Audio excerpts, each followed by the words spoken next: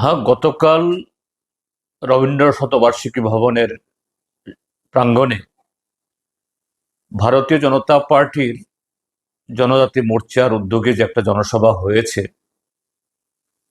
সেই সভাতে যে মন্ত্রী বিকাশ দেববর্মার একটা বক্তব্য ইতিমধ্যে সামাজিক মাধ্যমে খুবই ভাইরাল হয়েছে। দু চারটা আমার নজরে এসছে। তীব্রামথার কিছু কার্যকলাপে শুধু ভারতীয় জনতা পার্টি বা জনজাতি মোর্চা কেন, সমস্ত গণতান্ত্রিক দলেরই বক্তব্য রয়েছে বা তাদের কার্যকলাপ সম্পর্কে, সেখানে তাদেরকে কিভাবে গণতান্ত্রিক পথে সংযত করা যায়, মোকাবেলা করা যায়, এ সম্পর্কে যার যার মতো করে সবাই কথা বলছেন, বলবেন। কিন্তু মন্ত্রী বিকাশ দেববর্মা যে ভাষায় কথা বলেছেন, এটা তো একটা ভদ্রলোকের, এবং সেই ভদ্রলোক সংবিধানের নামে শপথ গ্রহণ করে তিনি একটা মন্ত্রী পদেও আসীন আছেন। এটা একজন ভদ্রলোক এবং একজন মন্ত্রীর ভাষা হতে পারে না, একটা একটা গুন্ডাদের ভাষা। এবং আরো দুর্ভাগ্যের যে রাজ্যের যে মাননীয় মুখ্যমন্ত্রী একই মঞ্চে তিনি আছেন, সে মঞ্চে আবার বিজেপি দলের সভাপতিও, আবার আমাদের দেশের সাংসদও।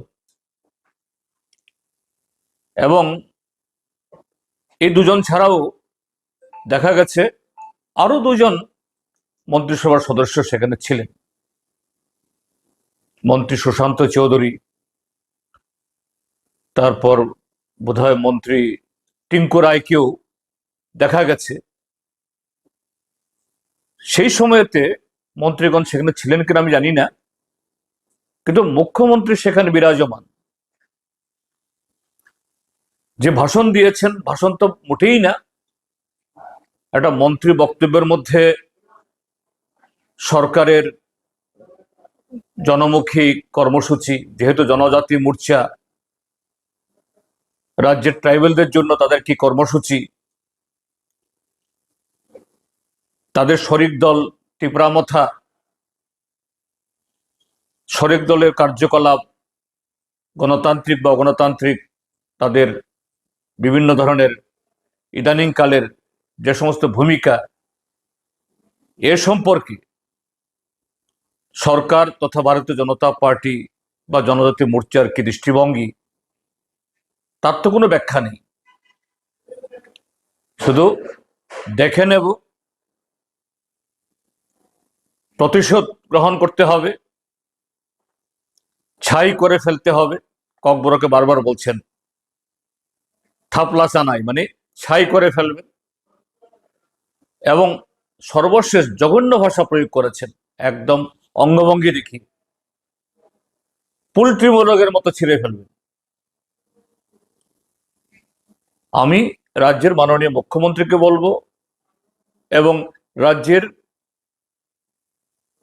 গভর্নর মহোদয়ের দৃষ্টি আকর্ষণ করব, এই মন্ত্রীকে এক মুহূর্তের জন্য মন্ত্রিসভায় রাখা উচিত নয়, তাকে বরখাস্ত করা উচিত। এবং এটা সরাসরি একটা কগনিজেবল অফেন্স। হ্যাঁ, ত্রিপুরা মথায় জাতীয় কিছু অগণতান্ত্রিক কার্যকলাপ করছে, তার বিরুদ্ধে আইনানুগ ব্যবস্থা গ্রহণ করার জন্য দাবি তুলুন। মুখ্যমন্ত্রী তো এসব কিছুই করছেন না, শুধু মুখে নানা কথা বলছেন।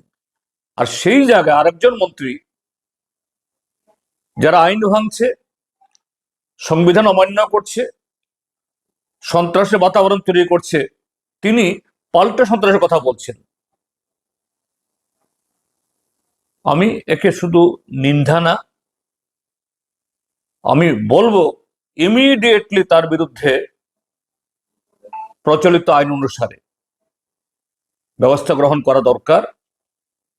এবং যে পুলিশ অফিসাররা সেখানে উপস্থিত ছিলেন, এই ভিডিওটি দেখে ভারতীয় ন্যায় সংহিতা নতুন যে আইন হয়েছে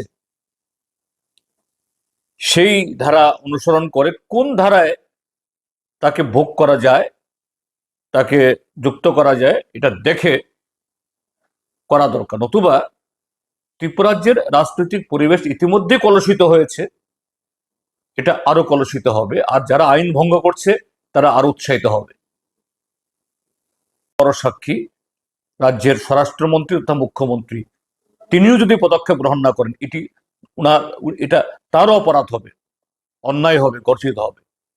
এ হলো আমার বক্তব্য। নিন্দা এবং তার বিরুদ্ধে ইমিডিয়েটলি ব্যবস্থা গ্রহণ করা।